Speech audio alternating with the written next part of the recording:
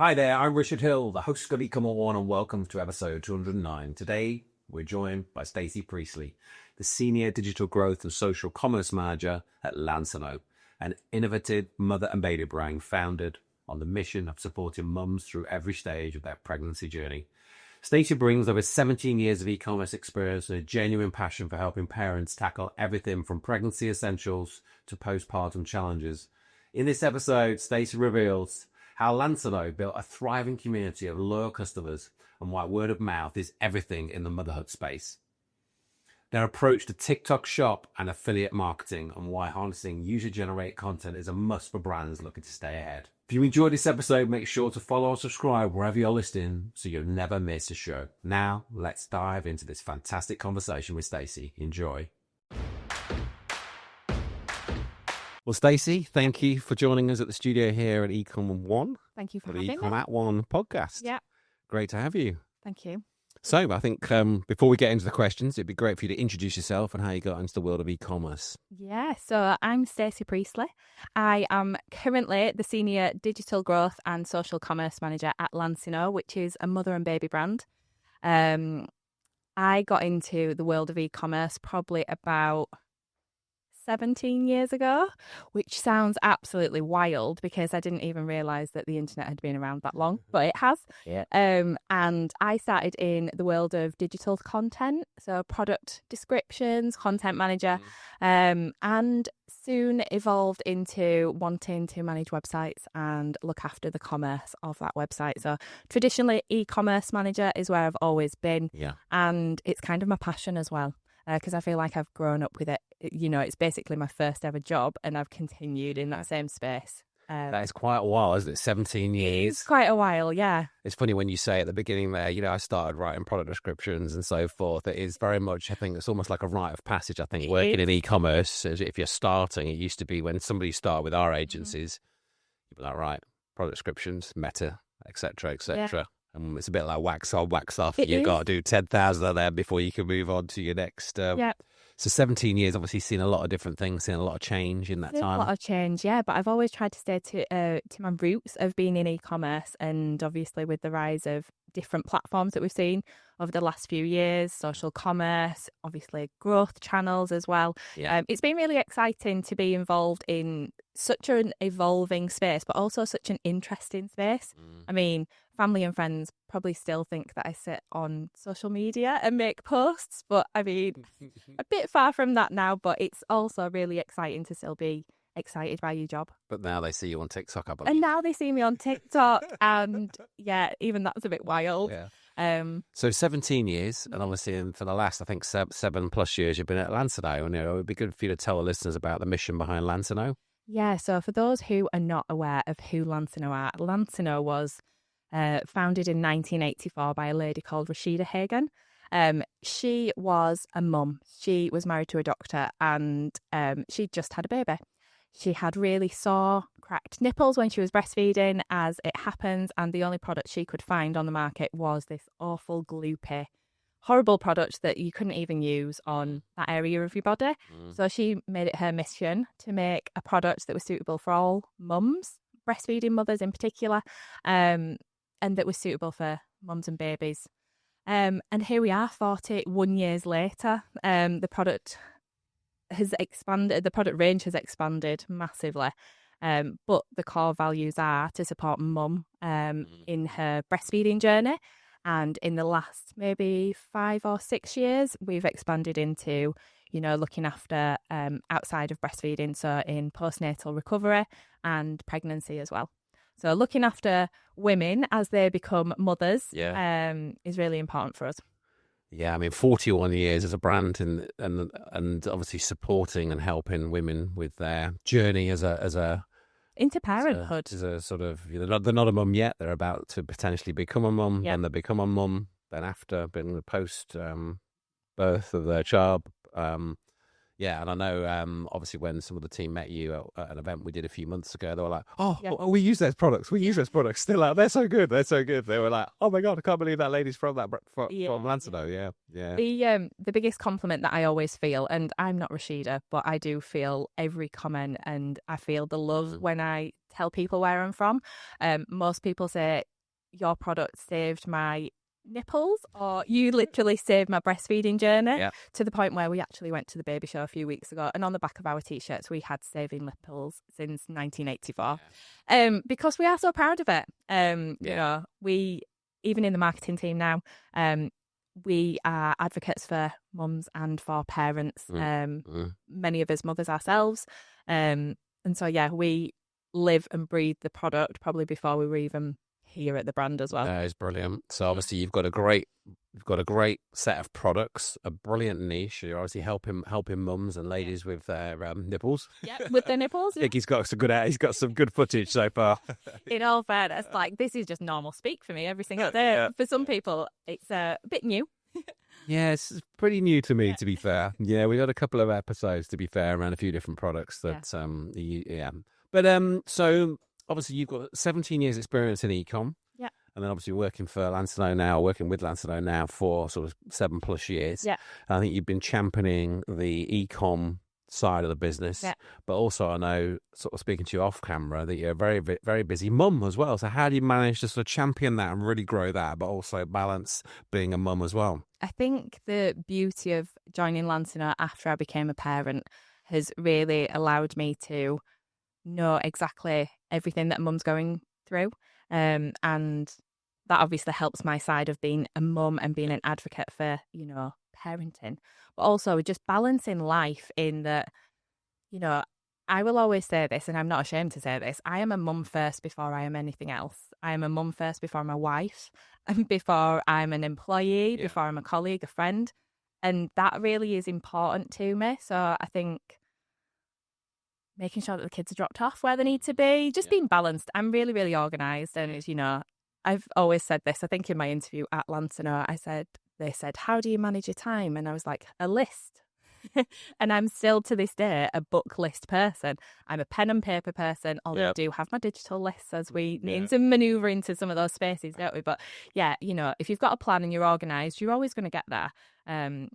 So super organised. Super organised. Big on the list. No choice on that. Yeah. But they always find a solution as well. That's the other thing.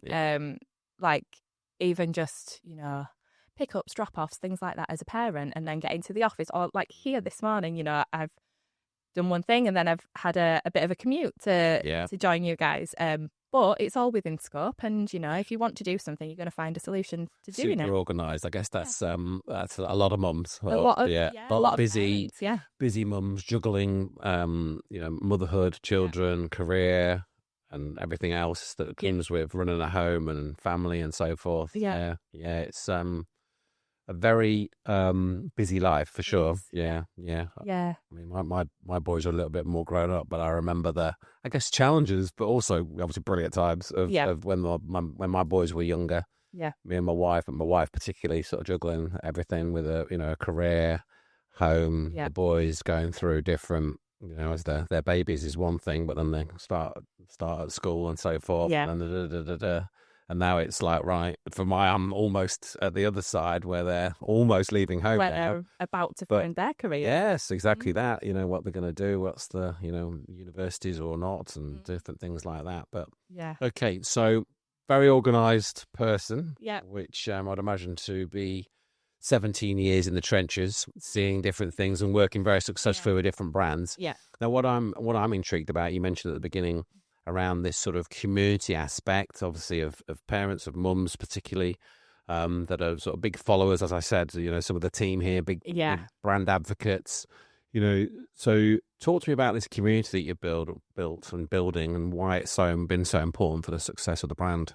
Yeah, so as Rashida's mission was to support mums and, you know, bring a product to the market that no one else had, it's kind of been ingrained in us as a business. You know, we build our audience.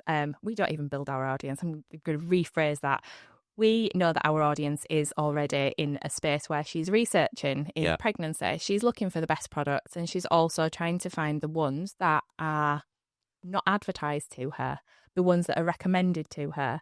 Word of mouth in this mum and baby community is like the best type of advertising that you can have.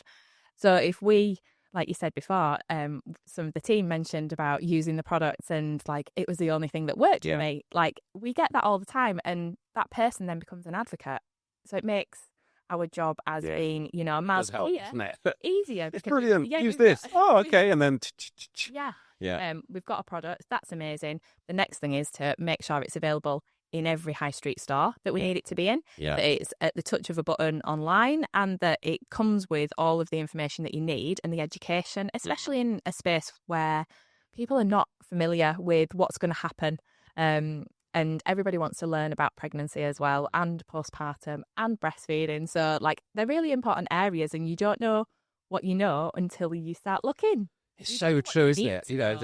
You find out as a young lady or a lady that you're pregnant. It's like, obviously you've not been pregnant before. It's like starting a whole new thing, and it's, you start looking, there's question around. You ask your mum. Yeah. You ask your family members. For me, I'm the oldest child, and for me and my partner, we are the oldest on both sides. So it's like, we were the ones who had to go find. Now you're getting asked, what do you use now? Yeah. So for those that are listening then, so obviously you're very community focused, but it starts really with a very solid product that does the job, and it's very well, firstly we've got a really good product, and then you've got a founder there that's very focused on that community from the core. Yep. But for those that are listening in that maybe, a step further, what are maybe some of the other things that you're doing around building community? Do you do events and things like that? Do you go to events? Yeah, so we have... Now, you might be looking for an SEO boost, a down-to-earth digital PR campaign to share your story, or maybe just some straightforward technical help to amp up your performance. Now that's where eCom Now comes in. A partner that's all about making things easier for your online store.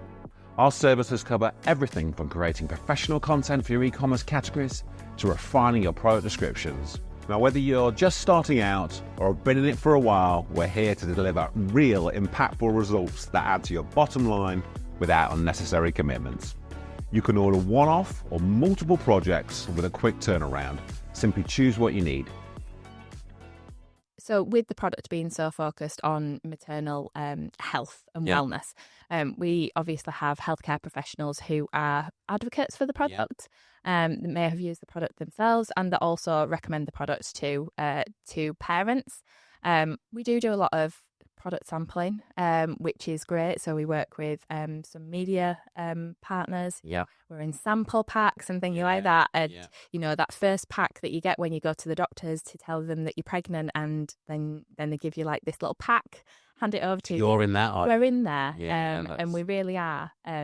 So we can build those relationships up right from the beginning when they're really in a position where they need to learn. And they're sort of, what products do I need? They don't even know what product or what. They don't know what they need products for. Oh, I didn't know you needed nipple cream. You're gonna know you are soon. Yeah, that is the biggest thing. Like the nipple cream, and there's their favorite product after 12 months or whatever. Definitely. And it's the one that they'll recommend over and over again. Because it's the most pure product in the world. So that's a brilliant sort of, I'll say, strategy sounds like the wrong word, but ultimately young mothers are going to the doctors, they're getting their pack, or at the hospital getting a pack, and then that pack is your products, a sample of your products. Yeah, so we have a few different product samples that will pop into those packs at different times in the pregnancy. I think this year the strategy is to include them from week 27. So it's a little bit further on in the pregnancy, but actually it's about the time when you're going to start purchasing those products. Yeah. We've actually expanded that sampling journey out a little bit. So instead of it just being a sample, we're now going to include a QR code, and then we're going to let them come to the website and give them an additional offer. Yeah. Because then we're recruiting their data as well, without them, and it's active. It's active input rather than, they're coming to us. Yeah, you're not pushing for it. We're not pushing for it, and we're not purchasing it either. Yeah. Which you don't want to do these days. You want those authentic relationships because of the space that we're in. So I think we've segued perfectly there Yeah. into the digital Yeah. strategy. So one there, I think we'll back it up for the listeners, because I think that's just, it's brilliant. It's simple, straight to the point, but ultimately, a mother has got a problem, maybe a problem she doesn't know about potentially, or a scenario that's coming up. You're putting a sample in front of her, and then that sample has a QR code that's got a landing page that then, that landing page is specific to young mums at potentially 27 weeks or thereabouts. Obviously, there'll be various ones for various times or weeks. And then there's a specific offer to them that, it's starting them on their journey with your brand. And what a key moment. That's their first touch point with your brand. They're in this where they are 6 months plus pregnant, and there are obviously all these questions, and life's about to change, and you've got an opportunity now as a brand to go, right, it's okay. This is We're going to look after you. Yeah. So maybe step me through, or give the listeners some ideas around. You said they scan the QR code, it takes them to a specific landing page, or anything you're doing there that's just like pretty cool stuff in terms of marketing. So I guess it is really simple stuff, you can scan a QR code anywhere these days, can't you? We took it to the baby show, and we had just over 1,000 people sign up because they wanted a free bottle. So, that extra, you provide your information and we'll give you a free feeding bottle. And that was like the hook and the trigger for people. So again, data recruitment can be simple when you look at it on a base level. Yeah. But actually, the value of that data, they're actively inputting their details because they want something in return. But actually, you create that relationship, and then we can talk to them for the next 6-12 months, and we can help them when they really need it as well. Yeah. So I think that's brilliant. It's very simple. Yeah. But in a very sort of clever way. This sort of really simple and very personalised way as well, because people might come to that page and they might be in week 12, they might be in week 27, they might be in week 36. Yeah.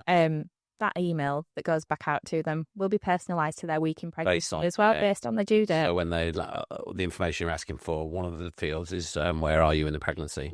Yeah. Just to make sure that personalised journey is truly personalised, and also to educate people in the right way, because when you become pregnant, there are a million things that you need to buy and you think you have to buy, but you don't need to buy furniture yet. Babies don't usually go into nurseries until they're 6 months old, but you don't need to be buying that at 24 weeks pregnant. And we really don't do that hard sell of you need to be buying this right now, because we want people to buy it when they need it, and also be prepared with the information. So educate and be there when they need us. And that could then create so much more of a bond. Yeah. In some respects, I guess. I think that's genius. I think it's you've stepped through it beautifully there. That sort of, and I love. We talk about it quite a lot about how the QR codes had the biggest comeback in the last 5 years, hasn't it? It was like QR codes 5 years. Oof, no, it's disappeared. They've come back, haven't they?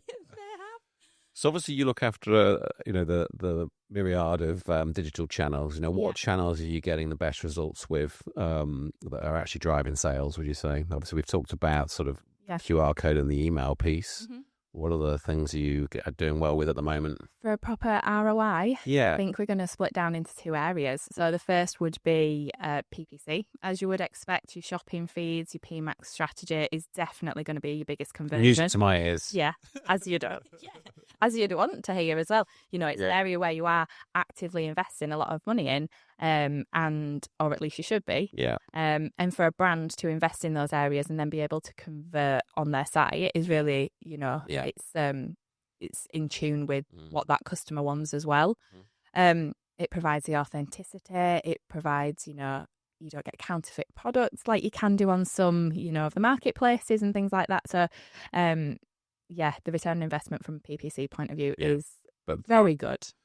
But Google Shopping, PMAX, etc., is the sort of the main driver of the paid ads. Yes, definitely. Yeah. And that's purely down to product mix and product split, and how we want to split that strategy into categories as well. Yeah.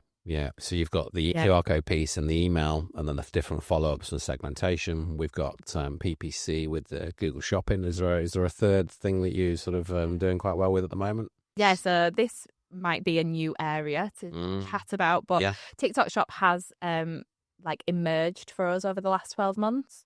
A little bit of a passion project and a little bit of I think we should be in here. From me, mainly because, you know, our audience, as we look at our audience, the age of a mother is around 27 to 35. And, you know, that's our core audience. If we look at how they are consuming media, we need to be in those right places at the right time. So that might not be on Facebook anymore. Yeah. So why would we invest in Facebook as much? Yeah. It might not be in TikTok. It might be in Snapchat. Yeah. You know, we need to be in those places. So for me, getting into TikTok and getting our products onto TikTok Shop has been, hugely rewarding for us. Makes sense, doesn't it? Exactly. Where are those customers? Yeah. How are we going to get in front of them? Yeah. Right. Okay. They're on TikTok, or a majority or X amount are on Yeah. TikTok. So you said affiliates on TikTok Shop. So talk to me more about that. So with affiliates, it's just, you know, your standard affiliate scheme. The pluses to having TikTok Shop affiliates is that you are inside the app. You are able to purchase that instantly without leaving your app. So via their product video, links, etc. Yeah. So you might be engaging with Jenny, who's just had a baby, and you're 4 weeks away from having your baby, and you actually think, right, actually, she's got those 3 things and I haven't got them. Oh, I can click that link and I can order them and they'll be here in 24 hours. It's those easy. And Jenny gets her her little bit of commission. That's brilliant. Yeah. It's just, I mean, it's again so simple. Yeah. But mums are sitting there very passionate about their pregnancy or they've had their baby, and they go, "Oh, I've got this cream and it did this, and this," and there's a link, and obviously they're hundreds of friends and, you know, people that just see them. You know, that trust and that real connection potentially. Yeah. Seeing someone in front of you on your phone, you know, we know that the algorithms on TikTok are beyond any other platform. And seeing someone who looks like you, not in terms of visually, but who represents where you are in your pregnancy, your postpartum, your life, your interests, those are the really important things. And I think as soon as you start tapping into where your audience is and how they're taking in their media, you start to win. Yeah. No, I love that. So I think some of the listeners will be, really intrigued about the TikTok, affiliate side of things. For those that are maybe on the start of the journey of starting with TikTok, they go, oh, actually, we could, we sell products for females, whether that's obvious one. It could be car clothing, makeup, car parts. It could be absolutely anything. That's it then. We'll talk about car parts. Let's go for it. We have a lot of clients that sell car parts, so I'm actually interested myself. So if I was a car part company selling car parts, and I wanted to start my journey, or they want to start their journey selling car parts via TikTok affiliates, what would your sort of strategy be? What would you do exactly? That starting from. Do they have products on there already, or are we just about to put a product catalogue just on about there? to put the products on? We haven't got them on yet. We're just starting on the journey, because I think this will really be relatable to the listeners that are thinking about, right, we're not doing a lot on there.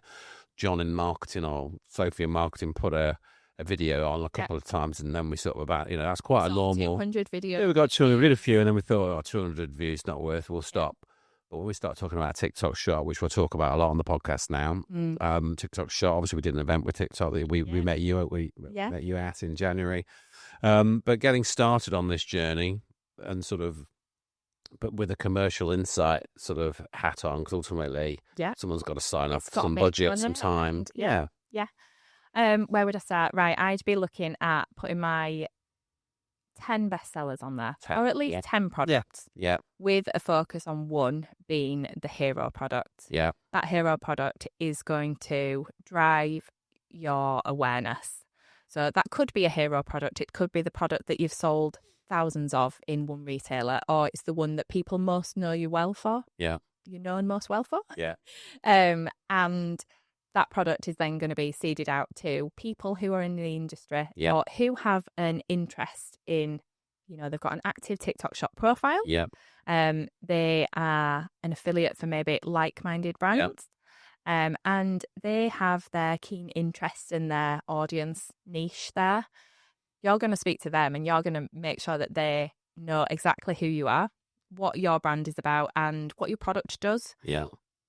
Set up your commissions, and then, I mean, you can loosely set them a brief of what you want that content to do. I mean, you know, occasionally we will send out like a very loose brief, because bearing in mind, we could be talking to 30 different affiliate creators at any one time. They're not all due their baby on the same day. They've not had, you know, we don't have one who's... The cards do it today. Exactly, you know, and it's making sure that you allow their creativity to shine through, as long as you've got your key selling points, USPs in that content, and then just allow that content to go out there. If you really wanted to push it, and if you wanted to kind of rocket that start, I'd spend behind their content to boost that. So any tips around sort of finding these initial maybe 10 or so creators on TikTok, and then what to say to reach out to them initially? It's not word for word, but what would I do? Look for the people who are most well known in your industry, who are an active affiliate creator. They don't need to have 1 million followers. They might have 3,000 followers, but their audiences engage with them because it's John down the road who's been selling on his TikTok videos for ages. And he's been getting people to come into his shop and to his showroom. Engage with the people who have their most engagement. And the way that you can find these is through the TikTok shop affiliate platform. So there's some amazing tools that TikTok have already taken, you know, from all of the different affiliate network platforms and put it into one space where you can really dig down into your category. You can find the people who are most interactive, who are selling the most products, and who have the highest return rates. Or, you know, if you gift a product to them, they've got 100% completion rate. You know, they're going to produce content for you. Exactly. Well, hopefully that's inspired at least a good handful of our listeners to look at TikTok affiliates. We've covered their sort of QR codes, email, Google Shopping specifically, an affiliate. Now, is there anything else you could share around your sort of tech stack for your e-com side of the business? That's sort of maybe the handful of tools you can't live without, or the handful of tech that you've got integrated into your platform that sort of drives the business. We're on Shopify. Yep. Shopify, as we all know, is a pretty good e-commerce site. Not great if you want to do blog content, but we've all found a way around it. In terms of tech that I use, you know, the TikTok shop functionalities all pull into our Shopify. So it's a dashboard. It's a really, integration. really, really simple integration. So that'd be another recommendation if you're planning to branch out your e-commerce, but into other marketplaces. Look at the functions that are available, because they are super simple to integrate and usually free. Another one of my actual favourites, in terms of not necessarily ones that I use every single day, but ones that really do help the customer and build that basket value, is the Rebuy app. That's for Shopify. And that is all about basket building, AI-driven basket building. Really does help if you allow it to do its thing. If you place too many restrictions and you don't let AI do what it's meant to do, it's never going to give you the right answers. But we do see a really good conversion rate. So from improving the the basket value, retention, rebuy. And you've got subscription in your business, or no? We don't have subscription. Mainly because we tend to see the only products that would be replenishment products would be nipple cream, breast pads, or milk storage bags. Other products are usually one single purchase, and especially if you're buying feeding bottles, you might buy the smaller bottle with the slow flow and then move on to the next size teat. So it's not really a journey. You go through different products then. So obviously we've covered quite a lot of ground around user-generated content, TikTok, using it on some of the different areas of the marketing stack. But how influential has user-generated content been for the business? I would say it's one of the biggest production areas that we have, especially for this year. We've got an amazing team. Our content manager and our social exec do an amazing job at finding those UGC creators who look and actively live a lifestyle like our audience. And I think the one thing that it's probably not, it's not apparent until I actually say it out loud, our audience, you're not going to be a pregnant creator all of the time. So the niche and the audience and the time frame that we have the opportunity to work with a UGC creator is so finite that we have to have a really good product in order for them to want to work with us, and for them to come back and say, oh, actually, I've used your products after I've recorded that, the content, and they are amazing.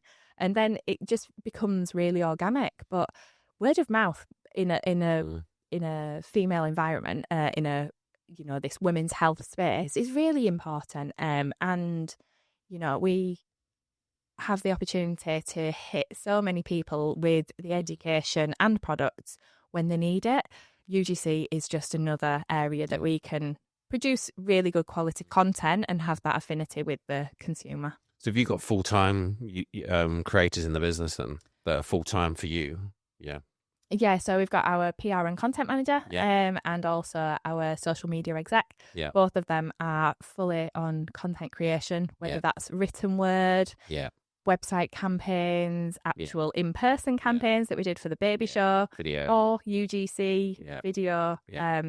We're actively going to be doing way more video content this next 12 months. As we know, video is where we need to be. And if it's not us recording the videos ourselves, I think on TikTok right now there's a video of me and a couple of the team talking about the reviews that mums have put on the bottles. And I looked at that first thing this morning. You're passing the throwing the bottle. Yeah, I mean, it's a great one-handed catch. But it's it's important for us to represent the audience, but also have a good representation of the people behind the brand as well.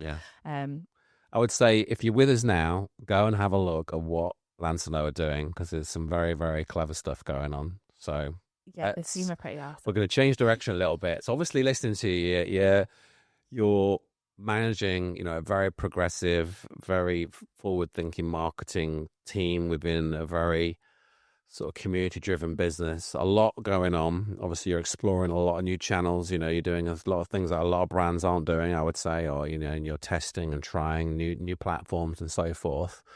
I'm just curious, how you manage all that. You must be very, very busy as a mum. Yeah. And but also, I can obviously listen to you how passionate and genuinely, driven you are to make sure the brand is doing really, really well. Mm-hmm. I think you must have faced some tough times over the last few years. How do you push through during these sort of more challenging times when you're managing life as a mum and also obviously as a senior, leader within the business? Yeah, do you know what? I've got a really good track record of being allowed to test and learn. I've been very fortunate throughout my whole career that the test and learn has actually been really positive. If you don't test anything, you're never going to learn. And if you fail, you move on. Yeah. And I work alongside some amazing women in particular, but there are, men within the business. But I'm fortunate to have like a team of women who are alongside me, who are rooting for us all to do well together. I think that's so important, isn't it, to have that environment where it's encouraged to learn, to test, to try, to fail, maybe, and it's just part of the process. And then we go again, but we learn, we go again. If there's been a challenge or something, let's be fair, not everything works, does it? No, it doesn't. I mean, 12 months ago, around this time, we launched our first ever Mother's Day TikTok bundle. I thought we'd sell 40. We sold 400 in the space of 24 hours. And, I had a lot of people who were, amazed by it, but then they didn't believe it. And then it was just like, well, what do we do? We need to double the amount of staff. We've got a big warehouse production challenge. Yeah. So it's, these little positives. What's the target for this year's Mother's Day then? Well, seeing as we're already in it and it's on Sunday, we've scaled it back slightly. Yeah. So we're not focusing on it too heavily. Yeah. We've got some big plans for TikTok this year. So we are steadying ourselves across the board rather than doing one-hit wonders, shall we say. Yeah. But challenging, being brave. Yeah. Great answer. So, sort of leaning into it, And Don't be scared to fail. yeah, If you're scared to fail, you're never going to grow. yeah, And that's both personally and also for the business. And if you don't take a punt on something, if I hadn't have stuck my neck out and said, I really think we should do TikTok 12 months ago, we wouldn't be sat here now with more than 1,000 affiliate creators working with last year. Like, you know, if I hadn't have done that, we wouldn't have done this. So brilliant. I think, and I think that's probably where my passion comes from as well, because sometimes I've then got to like think, oh, I'll back myself as well, because, you know, we need to be in those positions sometimes. And that sort of attitude, and obviously trickles down to the team that report to you. They know that they can come up with ideas. They know that they'll be championed, or the ideas will be potentially tried and tested, and you know, speak up and can try things. Well, it's been a pleasure having you on the show. Thank you very much. I've got a couple of last questions. So obviously you're doing some great stuff, but what I'm interested to try and get out of you, you know, what's maybe on the roadmap for the next sort of 12 months or so that you could share with the listeners that you're going to be working on with Lansinoh? So personalisation. So although we do quite a bit through our email activity, there's going to be more. Affiliate activity, I already kind of mentioned. We worked with 1,000 creators last year. Who knows what that number is going to be this year? But yeah, Liv and I are working hard at that one. Yeah. And then anything else? Slight shift in direction for our overall strategy as well. So meeting mum where she needs us, not the other way around. Not doing our one-hit wonder product adverts and things like that. Yeah. You know, really being in that personalised journey alongside her. We're going to create some good bonds with our consumers this year. Brilliant. So a lot more, I guess, personalisation covers quite a bit of that, which does, I think, it's brilliant, isn't it? In all those different areas as well. Yeah. Well, it's been a pleasure, Stacey, having you on the show. I like to end every episode with a book recommendation. Do you have a book to recommend to our listeners? No, I'm too busy. No time. Genuinely. Audio book on your 14-hour drive to our office. Did you ever? No, I actually listened to your podcast. Did you really? I did, yeah. Wow, that's very kind. How was it? It was a good one. It was about AI, so I absolutely loved it. Yeah. Another area of the business that everybody should be stepping into and not away from. Yeah, absolutely. So, yeah. Well, so no book then. No book. No. I'm not gonna lie to you. I was talking about this with my colleague, and Anna said, "Yeah, definitely. You know, if you don't read loads, do you?" Do you know, it's an interesting one, isn't it? Yeah. It's because it's it's just Absolutely. you're learning, doing this. Yeah. It's if you'd asked me that question 15 years ago, I probably hadn't read a book. Yeah. Shock horror. But now I am a big reader. I've got two books at the side of my bed, of which I've started, but one of them being Manifest, which you know is an amazing book.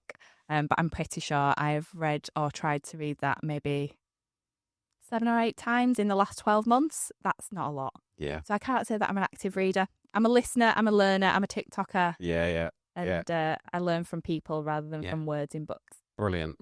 Well, thanks for coming on the show. Yes, thank you. For those that want to find out more about yourself, more about Lansinoh, what's the best way to do that? Find me on LinkedIn, Stacey Priestley, and you'll find me there. Yep, and it's Lansinoh.co.uk. Lansinoh.co.uk. Yeah. Lovely. Well, thanks for coming on the show. Yeah. And I look forward to continuing to follow the journey and see where these TikTok followers there. Yeah. Oh, yeah. Do that. We'll link it all up in the show notes. But thank you so much for coming on the show. Lovely. Thank you so much for having me. Thank you.